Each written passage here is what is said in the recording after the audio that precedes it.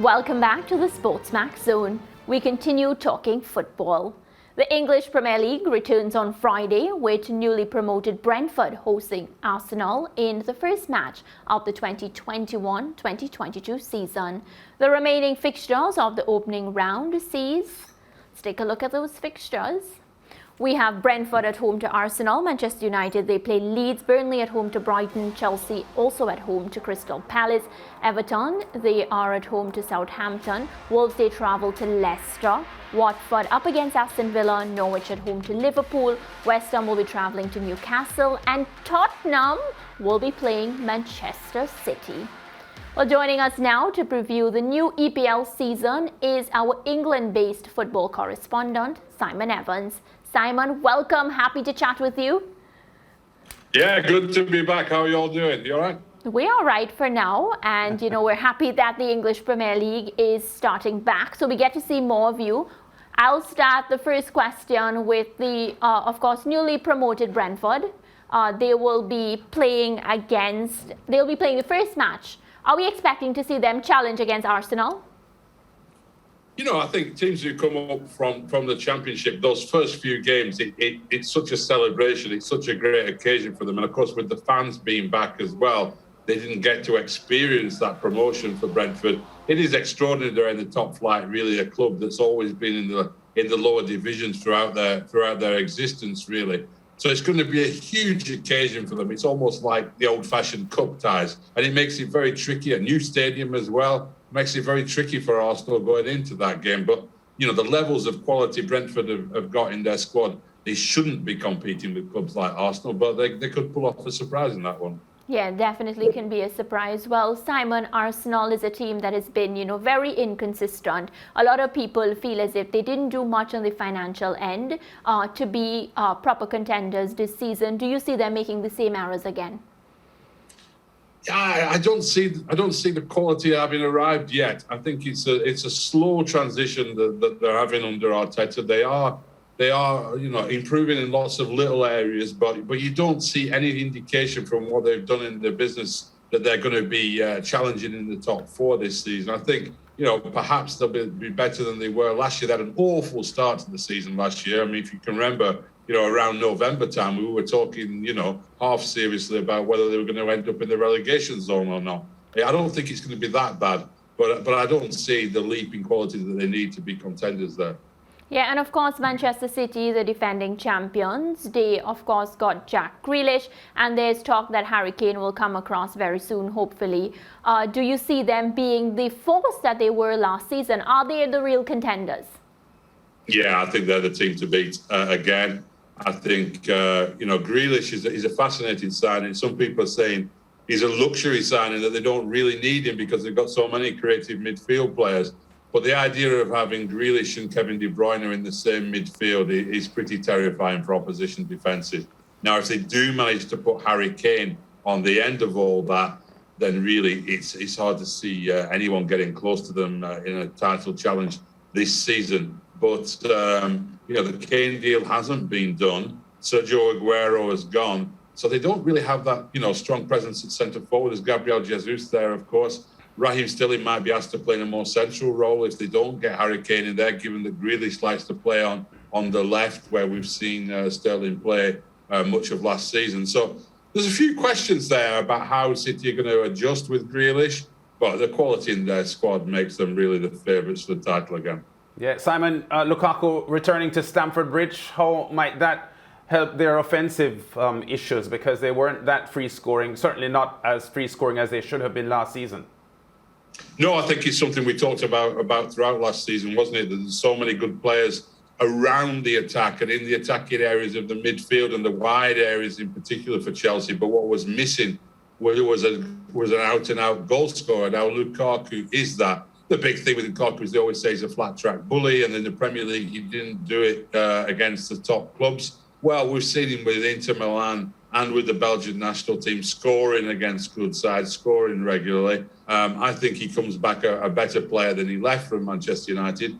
But there's still a big question about whether he is going to be good enough to put Chelsea in that level with Manchester City. But it's going to be fascinating. Thomas Tuchel's clearly gone for him for a reason. And, after what he did in that short spell since taking over Chelsea in January and winning the Champions League, who could bet against his judgment? Yeah, Chelsea are an improving team, and because a lot of their roster had been new in the past 2 years, you always had the feeling, Simon, that the longer this squad stays together, the better they will get. But as we said, their offensive line wasn't as potent as it needed to be. They scored only 58 goals last season, Simon. And even the teams that finished behind them, Leicester City, West Ham and Tottenham, scored more goals than they did. And I think there is some pressure on Thomas Tuchel's side to finish off their open plays with more goals. Yeah, and I think the interesting thing about Lukaku coming in is what it does for Timo Werner, who, there was a lot of criticism of him last year because people expected him to be that goal scorer. He'd been top goal scorer in the Bundesliga, but when we actually saw him playing for Chelsea in the Premier League, he looked like a player who's much more of a support striker. He gets into spaces, he makes things happen in the inside, what used to be called inside left, inside right positions. He's good in those channels. Now he doesn't have this pressure about being the main goal scorer because Lukaku's there, and they might actually get more out of Timo Werner. It'd be interesting to see how those two combine. So it could be that Chelsea have a very effective forward line. Yeah, you spoke about Manchester City just now. Let's talk about Liverpool and Man United. Liverpool first. They had a sort of a roller coaster season last year, but they've got Van Dijk back now. How might Liverpool respond this coming season, after a season of disappointment for them? Yeah, you would expect that the problems they had at the back will be resolved by Van Dijk coming back to fitness. Also, they brought in Ibrahima Konate from RB Leipzig, who's a very highly rated central defender. Joe Gomez is also back to form. People have sort of forgotten about him with his injury troubles, but he would possibly have been starting at centre-half for England in the Euros if he hadn't have had those things that kept him sidelined last season. So they should be fine at the back. They've got two brilliant full-backs, the best in the business as a combination, I think, Trent Alexander-Arnold and Andy Robertson. Big question is, can that midfield and those front three get firing again? They weren't really quite there last season. Salah, Mane, Firmino, they never were all going at the same time. And you've got Diogo Jota there who came in to challenge them. And if that can get off to a start, if that attack can start to be like it was the season before last, then Liverpool could click into gear again and could be challengers to Manchester City. We know that. They've beaten them to the title once already. Yeah, Man United were decent last year without being brilliant. Their squad, based on their roster, looks slightly improved this year. Is there a shot for Man United to win the title for the first time in almost a decade? There's a shot there. A few things have to go, in their favour. I think, something has to happen at the other clubs, key players be out or so on. But it does look stronger. It is growing and developing. Jadon Sancho coming in gives them something very different in attack. Real pace down that right to go with what Rashford can offer down the left. At centre forward, they've still got Cavani there from last season, who of course was growing into that role with a very experienced goal scorer, but settled pretty well at United. And then Mason Greenwood, who's a player who there's so much excitement about. We haven't really seen a lot of him playing as a number 9, as it were, down the middle, which is the position that I think United's manager, Ole Gunnar Solskjaer, wants to see him develop into. It may be this season we see Cavani and Greenwood sort of share that role with Rashford when he's fit again. He's out for the first month or so of the season. And Sancho on the right. Varane comes in at the centre of defence, which will give them an alternative alongside Harry Maguire to having to play Victor Lindelof all the time, which George will be pleased about. Of course, he was very, very critical of Lindelof last season. Has, yeah. Critical is an understatement, Simon. but go ahead.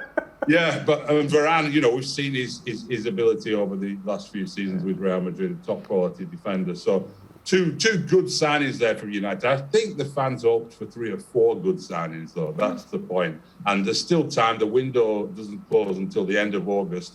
Can United bring in somebody in the midfield? They've been looking at trying to get Kieran Trippier at right back, give them, Shaw on the left, Trippier on the right, and then Rashford and Sancho in front of him. That would start to look really exciting, but they're not there yet. So we'll see if they can bring in anyone else before the end of the window.